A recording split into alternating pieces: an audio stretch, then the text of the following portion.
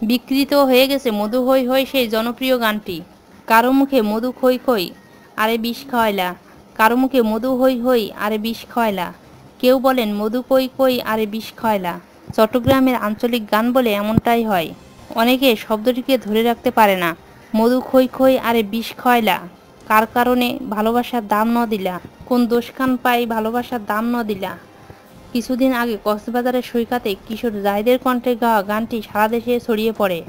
আর এই জনপ্রিয়তাকে কাজে লাগিয়ে মধু হই হই বিষ খাওয়াইলা নামে এই চলচ্চিত্র নির্মাণ করা হয়েছে।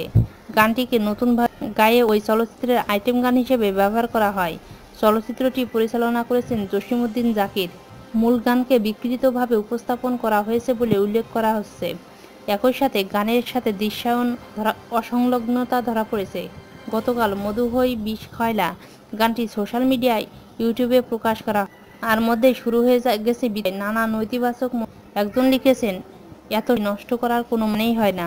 আরেকজন লিখেছেন, বাংলা চলচ্চিত্রে ফের অশ্লীলতা ধরাও। গানটিকে বিকৃত ও বাজেভাবে করার পাশাপাশি গানের প্রকৃত গানটিকেও উপেক্ষা করা হয়েছে।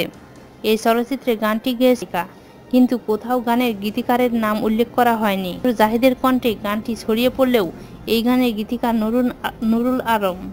আরও নতুন নতুন সংবাদের জন্য প্লিজ আমাদের চ্যানেলটিকে সাবস্ক্রাইব করুন এবং আমাদের সঙ্গে থাকুন।